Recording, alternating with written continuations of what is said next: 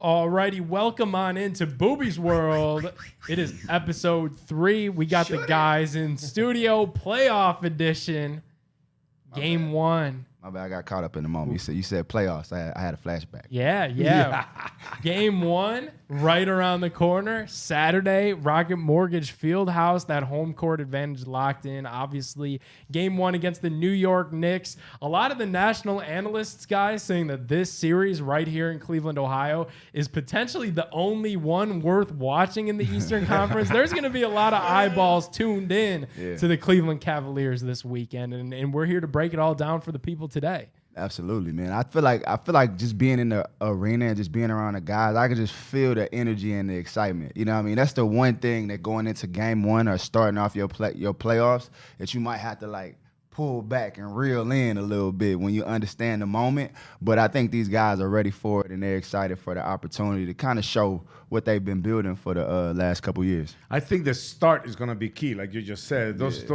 Those first minutes where they're going to want to throw everything on the fire, and then you got to tell the guys, relax, there's still 48 minutes to play here, right? The game. But to what Nick was saying, 3 of the first 4 games are on ABC, which means, national TV. Obviously, New York, the big market, has a lot to do with it. Yeah. But, I don't want to say it's the only series worth watching, because I think Sacramento and Golden State is interesting. Phoenix and the Clippers, it's interesting. In the East, there might be a little bit more disparity between because the top teams in the East, they've been 3 teams and the bottom 3, but they've been there. At the end of the day, and I don't have to tell you this, it's playoff basketball. Yes, sir. And everybody has a 0-0 record. Yeah, everybody is 0-0. And what happens in the playoffs, it just brings the best out of everybody. It just brings, like, different players.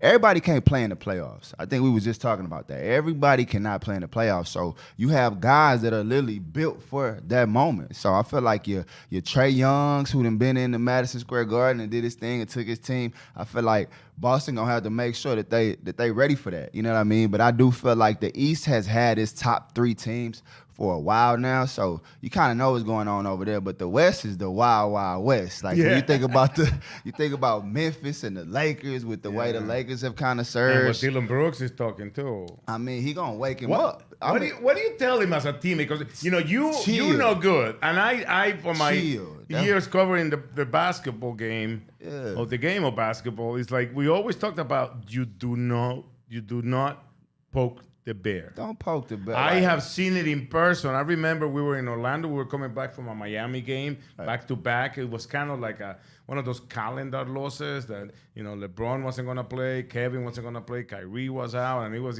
back to back, Miami, Orlando, and it just turned out that LeBron had to play. So he was playing, and then Tobias Harris at the time, when he was with the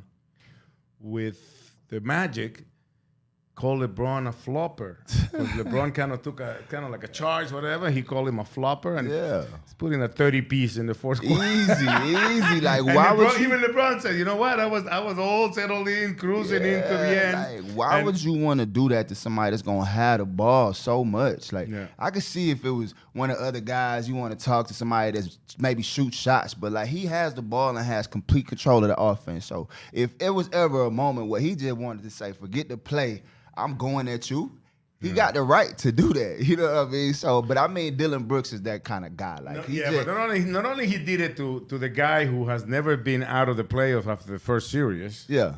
But he also did it to the guy that is known for saying, okay, you know what? I'll see your shit. I'll rate you. He's looking for reasons to go hard. Like he wants to. Yeah, he's looking for reasons. Like you hear him all the time, like finding different reasons to play, to just incentive to go out there and get 40 and 50. And I mean, he don't need it, but I feel like, Dylan Brooks, that's his thing, though. I think he likes that villain role. He likes being the guy that. But as a teammate, do you like that? Yeah, no, you're doing too much. You can do it. You mentioned Trae Young when he really picked it up. He got into a nice fight against the crowd at the Garden. I think in our side we have guys that can actually step up to that pressure, like Donovan Mitchell, and then we have guys that don't care about it, like Evan Mobley. Will continue tunnel vision during his game, and we have guys that just go either way, right? Yeah. So I think I'm excited for game 1. Saturday, basketball, playoff basketball, back at the field house. Yeah. And just to see, Garland, Mobley, finally get into that real playoff basketball. I just hate the fact that we gotta wait a week and a half for it to happen. Like, and then we gotta wait 2 days in between games. That's what I'm saying. Why? Like that part, like, Lee, we gotta do something about that. So let's talk about that, because Rafa and I were talking a little bit before the show about this. Take the glasses off so I can see my eyes for this. Love it. Booby's getting serious here now. Because it's like that plays into it. What you about to say? Yeah. So also too, once the series finally starts, so obviously the Cavs haven't played in a minute already since the regular season ended. Also factor in the fact that DG and Donovan didn't play that last game because they were resting. Exactly it's going to be a good couple of weeks since these guys have taken the floor since game one. How much of that really plays into going and stepping onto the floor for playoff basketball, or is it kind of a switch that you could just flip? I mean, I don't, from my own experience, I don't like it one bit, and I tell you why. It's because when even the 06 year when we went to the finals, we like won 60 plus games. So towards the end of that, LeBron don't play maybe the last game. And so when you get that week off in between, now you come into that series and you got to shake the rust off. Yeah. And so Bron coming to the series, and now we go down 0-2. Yeah. Both like the time, I think in 16, maybe 15, when they won the championship, they started 0-2. 0-2 is tough to come back from if you lose both games at home. Yeah. And I feel like you can directly attribute that to the time off and the layoff and guys losing rhythm and have to find their rhythm again. So I feel like the league should find a way you can have a play-in tournament, but let's not give these guys so much. I know you want the guys to get healed up and everything, but let's not give them so much time. I'll tell you what, and I was thinking about this because I think in 16 when we won the championship, we were having we swept the first couple. Remember, we won the first 10 games. Yeah. So we were having a week off, and I guess that falls into the coaching staff to know what to do. And I know our guys are going to be nice and loose and ready to go, but I think that the first and second seed, they have to wait not only till tonight to prepare after winning all those games and winning the division, winning the conference. Yeah. They have to wait until tonight to prepare for the rival. And then right I would put the plane back to back to back. I mean, hey, you know what? Why give them a day off in between? Like 9 and 10, you have to play back to back games. Back to back is tough though. I know, but that's only an extra day. Only because you just want the guys in the playoffs to be peak physically. Like if you get a day off in between, everybody has that recovery day. Yeah. I know some guys, if you look at the stats, some guys on back-to-back days, their numbers are just bad. That was a part of the reason why I retired. It was just the back-to-back games are tough. So I'm with you from the standpoint of it got to happen faster, but I just feel like the long layoff, right now, the playing games will be over tonight and tomorrow, and then they still don't play until tonight. Saturday, and they start Saturday. Yeah, so that means the Celtics. You got to get the playing guys they day too, but it's it just drags everything out. So I just feel like we got to find a better way. But that's what I mean. I think they should give him a break in between making it to the playoff and the first round and the first game of the round. But I think then you go it should be Tuesday 7-8.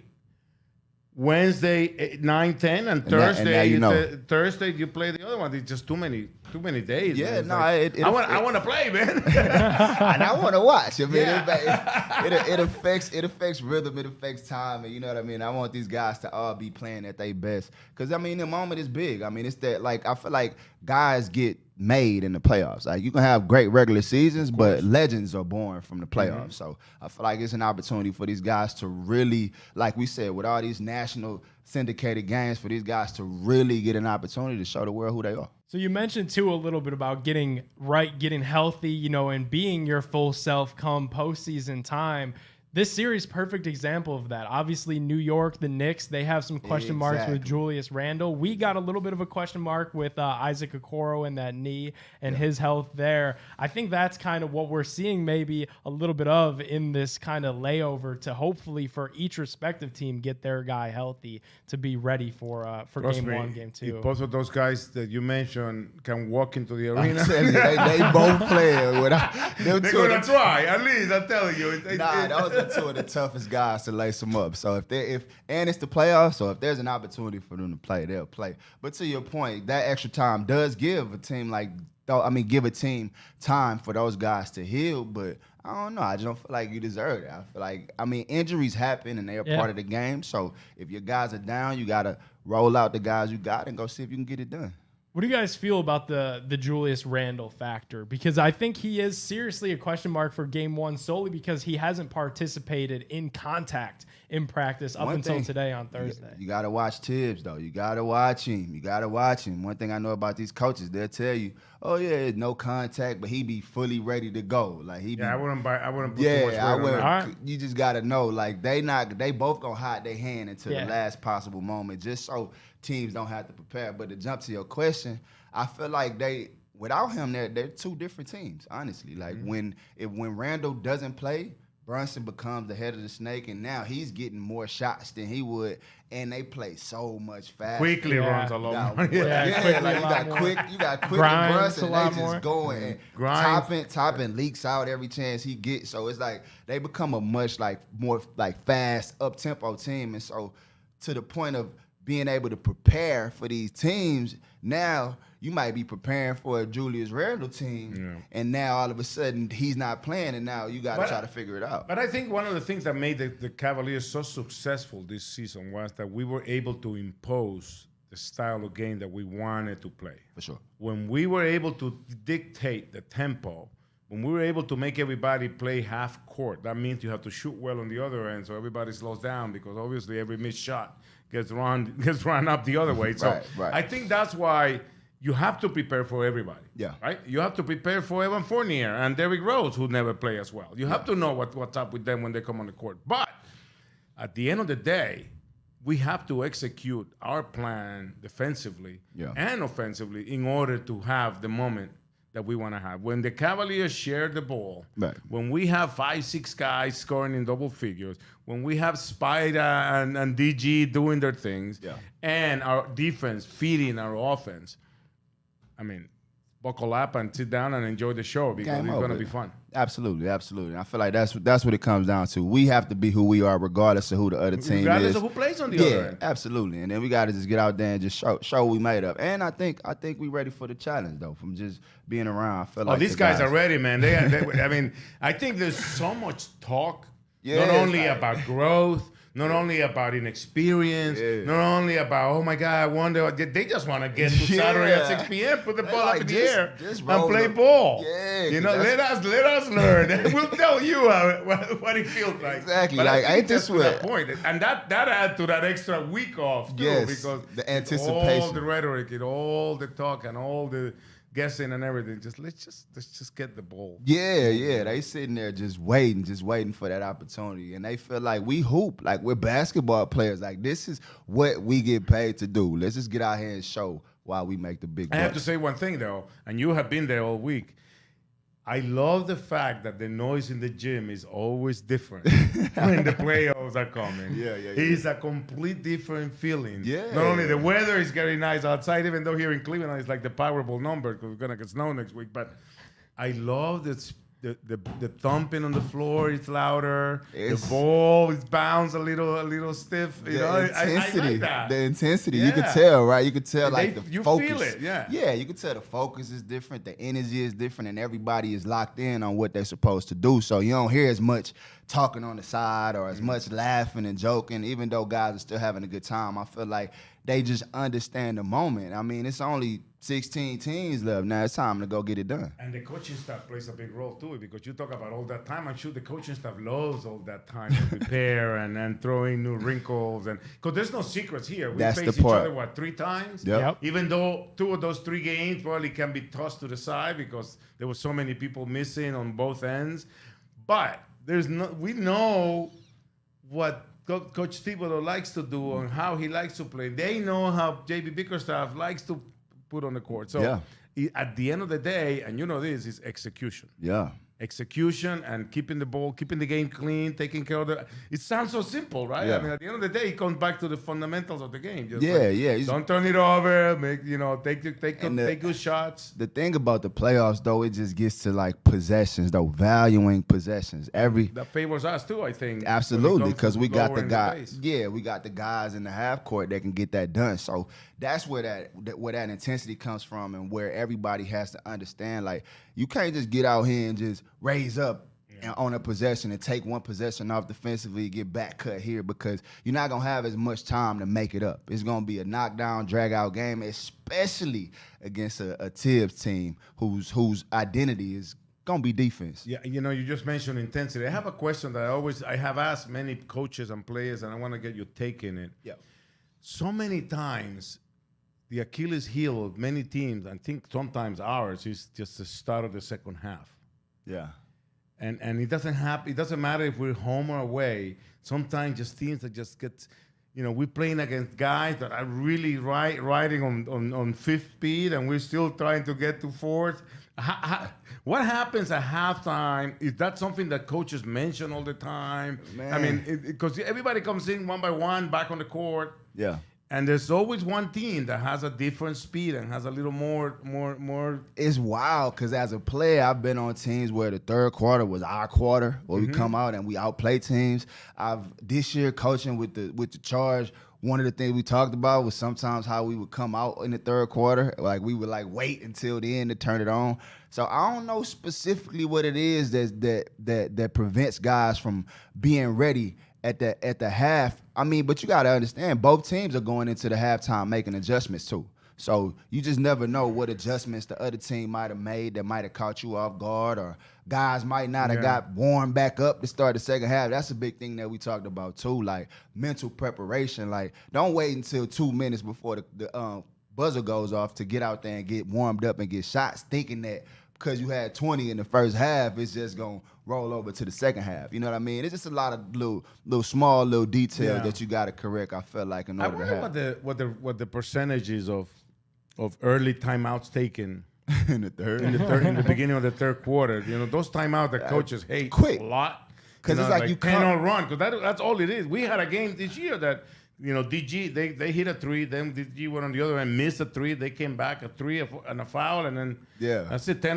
run in like the first minute, and you're already down. It changes the game. It changes the game, but I don't know what it is about that halftime that, like, the guys come out and have to, like, get themselves going again. They have to readjust again. So if you don't know, I feel good. I don't know the secret. Because I didn't see it at all. It's crazy, though. It's tough. You would think that guys will be able to sustain it for 40, especially when you go in halftime, you get a breather, you're able to come back. But it's a mystery in the league why it happens to everybody. How about this one, guys? I think a lot of fans this week are wondering what the rotations look like. Yes, that's a big question, but the playoffs are all, short for sure. But a lot of people are also wondering, and Booby, I think you could kind of shut this down. Kind of who's going to be the Robin, because we all know Donovan is going to be the leader. He's going to be the workhorse, but who's going to be that second guy, that third guy that could step up and give him that support? I feel like you're the prime example, though, Booby, of it's got to be more than one guy, and it's going to be somebody that you're not thinking of, right? Absolutely. That's what I was going to say. The Robin will have to be a collective for the group. I feel like in the playoffs, you might play one game where, let's say, Jetty's knocking down shots, and then the next game they're gonna make that adjustment, and now they're gonna try to maybe potentially take him out the game so he won't get those shots. So now it'll be on a guy like Isaac or Dean. So the beauty of the playoffs is because each game is like its own series, because teams are gonna make adjustments the next game, and you gotta play this team 4 times. I feel like every guy, including your stars, because they're not gonna play great every night. every guy just got to be ready at any moment because it could be his time to be the one to be robbing that game. Kind of like, you know what I'm saying, me with game I know. Yeah. I'll steal a tweet that the legendary Jim Jones put out earlier today to the faithful. He always starts his tweet as faithful. Yeah. And he said something that is so true, that we have on the court 4 guys that at any given moment could be the best player on the court. Absolutely. And I don't think many teams have that. Yeah. And that plays so well into what you just said for the playoff. Yeah. That maybe they're going to make the adjustment to say, Don is not going to beat us. So make him get rid of the ball or make him not take that. Whatever it is. It's going to happen. Right? So then make Garland beat us. And then Garland's going to take it upon himself and then just make an adjustment on DG. So then you have Mobley, who is coming in, and then you have Jarrett. So we have 4 guys that can actually impact the game. And be careful, because then Karras comes in and he catches fire. That's the beauty of having depth right there. Yeah. Exactly and what you just described. Rubio going back to the place where he hit 8 straight threes you last know what season. I'm saying? So I think we're in a good position, ready to just execute the plan that JB is going to give these guys, and then let the ball roll, man. I agree 100%. You just never know where that spark is going to come from that game. You just got to have every single player ready. Just a testament to that is I always go back to my story. When the game, Bron had 28 points in a row to finish overtime. So going into the next game, we knew, like, ain't no way they finna let him get 50 again. Yeah. And Chauncey Billups made a comment after the game. He was like, we came into the game saying we was going to take LeBron out the game and somebody else was going to have to beat us, and the kid got 30. It happened to Atlanta against us. I forget it was 16 when they were like the best team in the conference. They say LeBron's not gonna beat us. Okay, 25 threes later, we swept them. That's how it goes. That's exactly how it goes. So it's like teams are gonna make adjustments. There's no secrets. There's nothing that you can just pull a rabbit out of a hat to get it done. It's really about executing your play, knowing that they know your play. So that means you got to go to another level in the playoffs to be able to get it done. And then I like too what Raf just said about, having some of the best, who tweeted that again? The fake Jim Jones. Yeah, I think that's an accurate tweet, because I think the Cavs do have the best players on the court in this series. Like, let's be real and look at it. Donovan Mitchell, I mean, the Knicks were craving to have that kid just this past summer. DG was an all-star last year. Jared Allen was an all-star last year. Evan Mobley probably is going to be. Should have been Defensive Player of the Year. Yeah. Absolutely. DPOY candidate, maybe not win it this year, but probably going to be favored to win it next year. I mean, that's 4 names right there that you got to worry about. I was going to say, Vert, 6th man of the year option. Karras put up 41 the same night that Don put 41 in Boston. Yeah. Because Karras could easily start on a lot of NBA teams. You know what I mean? He was starting on a lot of NBA teams. So that's to your point. He's just accepted his role here, but he's one of those guys where that's why you have a guy like that on your team for a moment like this. You get into the playoffs, teams have everything they think figured out, and then he comes in and just does what he does. Karras is just and then you have the wild card. You have the wild card of guys that have always answered the bell when JB calls their number. When they haven't played. When they haven't played forever. 10 games, they'll come in and be ready to play. Don't count out Stevens. Don't count out Dean Wade finally trying his gunpowder for Madison Square Garden. Ricky Rubio is the guy who's finally, he had to really adjust his game after coming back from the injury, different role this year. So it took him a little while to still trying to figure out, how he can best execute his role. But it's playoff time, man. Yeah, don't count out Raul Tony Neto coming in and just disturbing everything that Thibodeau had set up there on the court. So I think you have the rotation that, by going back to your original question, you have the rotation that JB, ever since we lost that game in New York back in January, I think it was, he told the guys that, this whole 9-10 man rotation wasn't working because some of the guys weren't getting the burn necessary to get, so they were going to cut it to 7, 8, maybe 6, whatever it was. And in the playoff, it gets even tighter. Shorter. That least get it, come here. So, at least get a little tighter.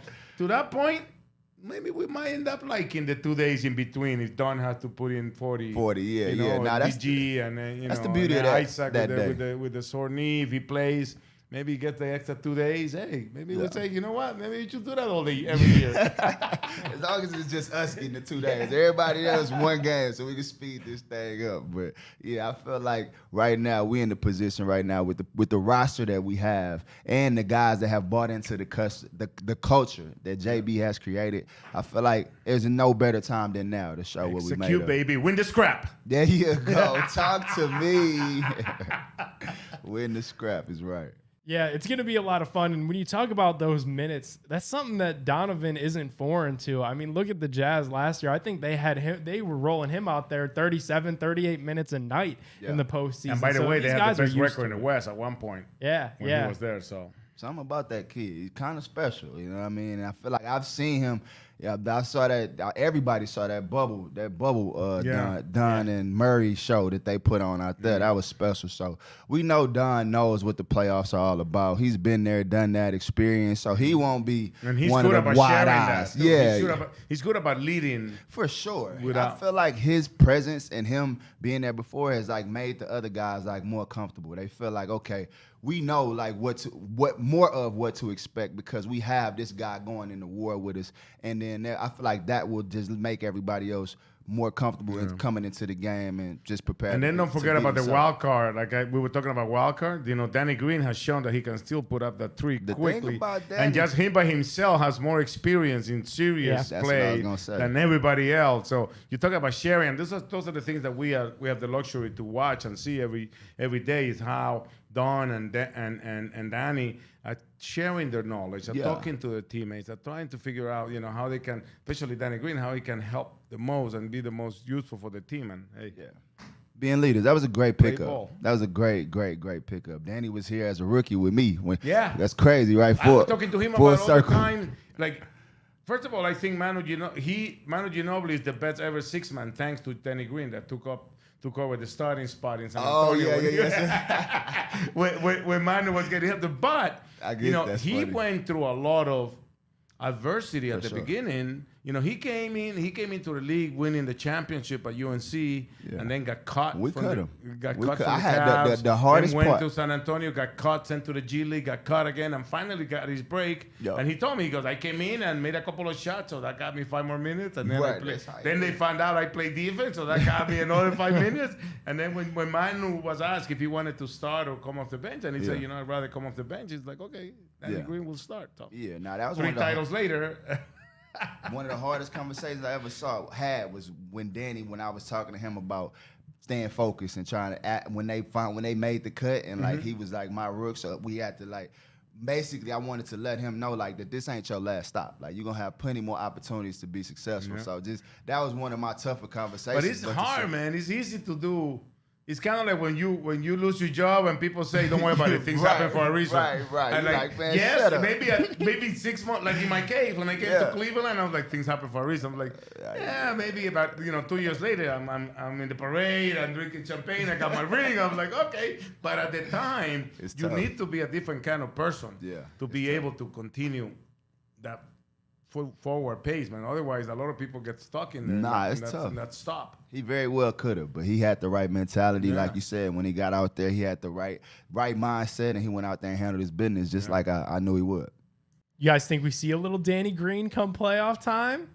Shoot some threes? I feel like there's a world where like you just don't know, and I feel like he's one guy that's proven that. I know he'll be ready. Like, that's the one thing you know. That I can assure you. I don't know when or if that moment happens, but I do know that like the way the playoffs go, man, things change at the drop of a hat, and just every guy just got to be ready just in case that number get called. For sure. It's not a bad bullet to have on the bench when you need it. Not at all. You need a bucket. Need a sniper. Yes, sir. It's a good name to call. But I appreciate you thinking that I'm that high up in the hierarchy of the Cavs that I would be able to know if he's playing or not. But no. I mean, it was just for good. Even JB right now don't know if he's playing or not. That's how tough. Yeah, that's how wild. He knows the he has him in the holster. Yes, that's the thing. Yeah, that's how wild the playoffs can be, man. Every game is totally different. Yeah. Every game is totally different. You win the first game by 30, you don't know what to expect in that next game because they'll switch up all the defensive coverage, they'll switch up all the matchups, and they'll throw somebody else in the starting lineup just to change up what you got going on. So you got to be prepared for anything this time of year. For sure. I know at the beginning of the show we were talking about the different playoff matchups both in the East and in the West. I figure we'll give some love to one of the guys that we talked about in episode 1, Coach Mike Brown, won NBA Coach of the Year. You were almost Coach of the Year, boy. Booby, that could have been you, man.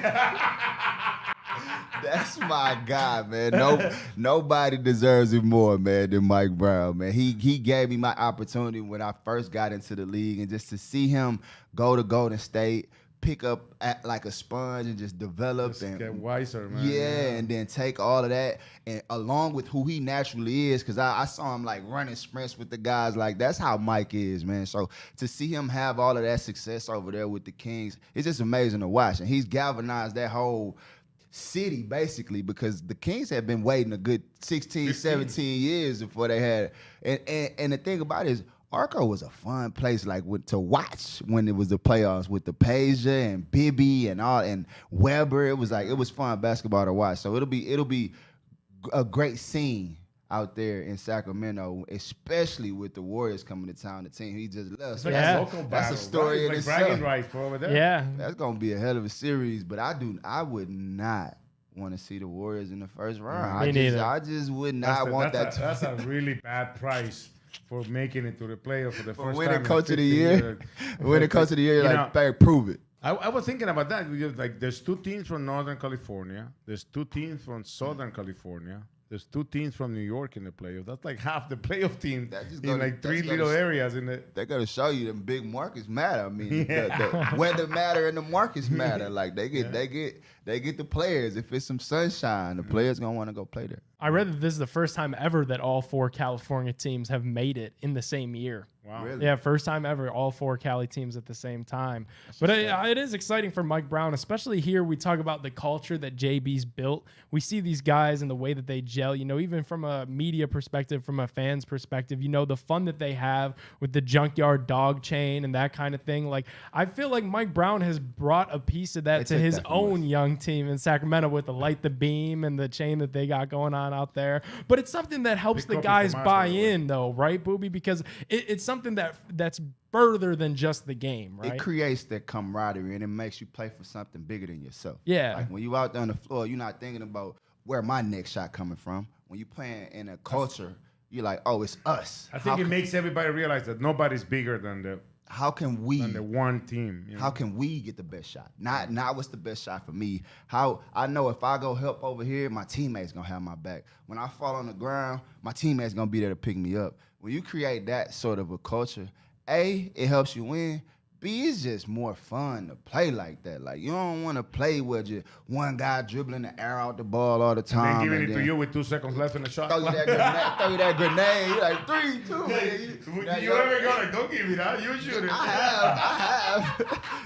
Like, nah, don't do me like that. Have my jumper looking crazy. There's plenty of those players too in this league, man. Yeah, they're dribbling out there when they don't have a shot, throw it to you. And that's not a fun way to play. It's not a fun way to play basketball, man. So kudos to them guys, man. Yeah, the ball has to move. And it has to, man. He has them scoring at a high pace. I'm happy for him, and it's also our friend Jordy Fernandez, one of his assistants. Jordy, man. Jordy is a real good dude. And another dude that brother. loves Cleveland. He still calls Cleveland home. Yes. Even after going to Denver and now Sacramento, he still has his home base is Cleveland, Ohio, man. He's from Barcelona, Spain. Brother, that is my I love Jordy, man. When you talk about wanting to come to the gym late at night to get shots, I'm calling Jordy. When I want to come to the gym early, I'm calling Jordy. Once Chris Gent left, Jordy was he was my guy. So like even when he was in Denver for the time he was in Denver, and then when he slid over to Sacramento, we didn't kept that relationship. So like you said, it's just great to see both of those guys work. Cause he wasn't even on the bench here. He was like, I want to say like back of the bench, almost he was the head coach of the Charge as well. Yeah, he did. He kept moving up from just that work ethic. So great to see, man, those guys over there with the Kings putting it together. Like I said, I just would not want my draw to be Steph and Clay after I had this amazing. Don't forget. Had this amazing season. And then Wiggins is coming back. It's like, oh, okay. No. Talking about being a new season and everybody being 0-0. The fact that they only won 11 games on the road, it does not matter. It don't matter. With the experience they have, man. We've been talking about this guy, wanted to see what the playoff is like. This guy knows certain what they teams have to do. Certain teams, they after a while, the regular season becomes a little boring. Yeah, it's a system for them, and then it's gonna be interesting to see though because Sacramento is gonna fight. For sure, to the end. The culture that we just talked about, a part of that is playing hard. That city gonna have them going crazy. So the Warriors not just finna walk in there This is the city and that walk. was celebrating when they won a preseason game, man. Yeah, they was. Yeah, remember? They lit the beam. We're going all the way. The beam when they won the preseason game. So the fans deserve it too, man. They've been sticking around that team forever. So they go. They're gonna be ready to play. The energy in that building is gonna be crazy. So that'll be another fun series to pay attention to. That Kings Warriors for sure. If you guys had to pick a winner in that one, Kings Warriors, I think I'll go ahead and lock in the Warriors, even though I would love to see Sacramento. It's hard to bet against the Warriors and everything they're about, but I want to see the Kings. My heart want to say the Kings, but my mind just won't let me do it. I would have to pick the Warriors. It's hard to say here and try to convince you with a straight face that. There's no way the Warriors are winning. Right. I mean, you have to put a lot of weight on that. Yeah. The fact that, I guess again they went to 5 straight finals, 4 against us, and 1 when they lost to the Raptors. So it's like, they kind of they've been there, done that. They're kind of the defending champs. They know, they've been there and done that. Yeah. And they won it. we forget with almost the same thing. It just how quickly things change, though, right? Almost. It's funny how nobody thinks about that. Man. It's like, I think about it. It's just you gotta the regular season, people gotta understand injuries happen. They don't care. They just want to be in. They don't care if they won or they get in healthy, right? And now they in and healthy. It's like, here we go again. Here we go again. All right, how about this one? Suns and Clippers. There's a 4 versus 5 for you out west. Man. Obviously, KD's first postseason in Phoenix. I love KD, so a little Texas tie there. I wish Paul George was playing. If Paul George was playing, I feel like I could give the Clippers more of a chance. Obviously Kawhi is still gonna be Kawhi, and that Kawhi KD matchup is gonna be special.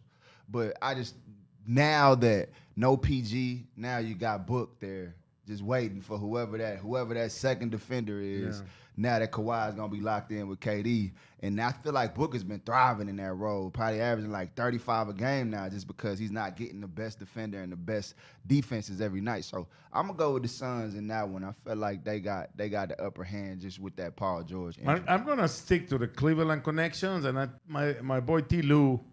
Okay, he'll figure something out there. When you talk about coaching in the playoff and those little moments out of timeouts, nothing against Monty Williams, coach of the year winner, but I gotta go with T. Lue. It's and the fact that I'm not too much of a fan of KD on the whole West, the whole Phoenix side. But I'll go with the Clippers. All right, let's look at a 2 versus 7 here, and this is one that a lot of fans are excited for. I'm excited for sure. Lakers, Grizzlies. I don't think there's any series in that division, in that conference, that you can actually just put your money blindly and say, "I'll bet my house." We don't know yet. Memphis. We don't know who the Nuggets play yet, right? And it could be Denver, Minnesota, or Denver, Oklahoma. So that might be the only one. Yeah, you can put your house in and not worry about it. But Memphis, LA should be good. I'm gonna go with LA. That's another team that you just don't want to draw. Why do y'all have to fall to 7 or get into the play-in and play us? Why couldn't y'all fall to 8 if I'm Memphis? You win second place in the conference, and the prize you get is Braun and AD coming in with his friends. And then injuries hit them too, didn't they? Steven Adams is out, Clark is out. I don't know. It's gonna be tough. I'm gonna roll with you on that one. I'm gonna roll with the Lake Show. But again, it's not gonna be easy because I'm not finna act like that Ja Morant's hurt. He's still very well and active. The Lakers could be. It depends on which side of the coin they fall. They could be the team that could barely beat Minnesota at home. Right. You know, with Minnesota not wanting to shoot the ball for the last what? We can't say that didn't look great because they were losing that whole game. But then again, everything changes once you come in. But let's stick to the Cleveland connection there and go with the Lakers. Yeah, love it. And that's the one thing that I will say about the play-in though. Yeah. Because we talked about that long time off, because the Lakers had just played in that play-in, I feel like a lot of those guys had that wide-eyed look, like, whoa, this is the playoffs, this is a different intensity. But now they kind of got that out the way. And it went to OT, too, right, so even more so, yeah. So I feel like those guys are now playoff ready. So now going into Memphis, I feel like, not saying they're going to win, they'll just be more prepared for that environment because it'd be tough.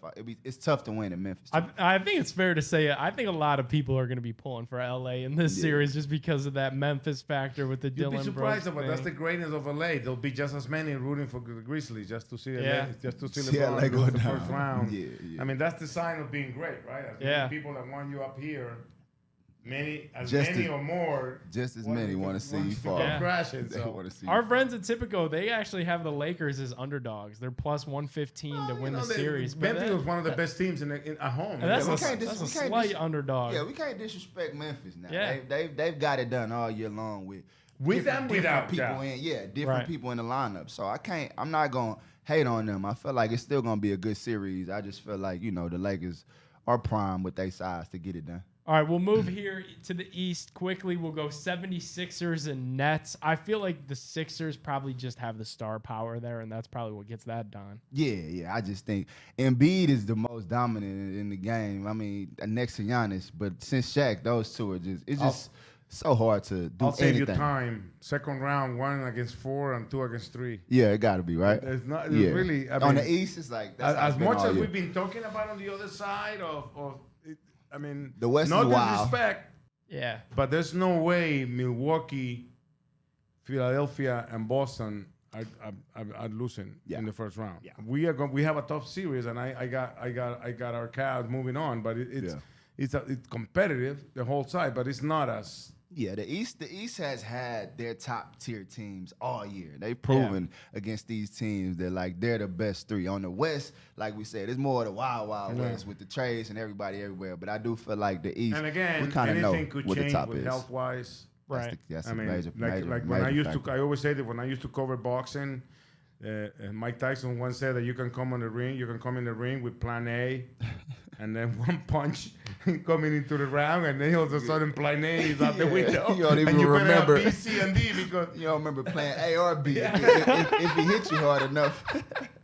But I think it's on paper, which is boring to say, to play the games on paper. But on paper, I think the East is a little more established, and then just wait for the second round to see what happens, and then buckle up. But for sure, top heavy. The other bit of fun that we had on the show last week, and I think we'll wrap things here, is Booby's top 5.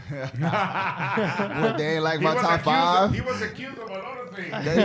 They didn't like my top 5. But we had people on the Twitter machine trying to throw you in jail. You were accused of recency. What was the word they used? Recency bias. Bias. Somebody said that you were born in 1990. Tell me you were born in 1990 without telling me you were born in 1990. you were getting.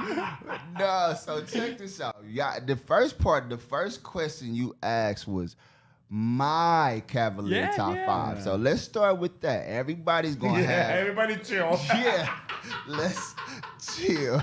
We didn't say the best Cavalier 5 of all time. We said my favorite or my top Cavalier 5. And so I had my reasons for my 5, Which were?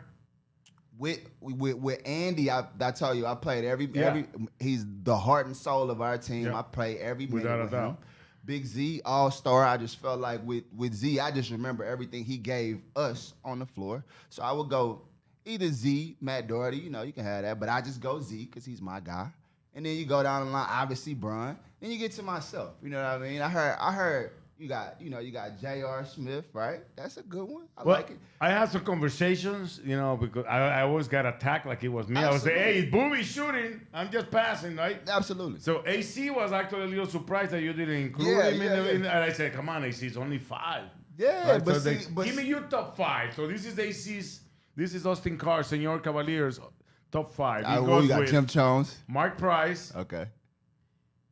Donovan Mitchell, Larry Nance, Braun, and Brad Daugherty. So he didn't include himself. I like that.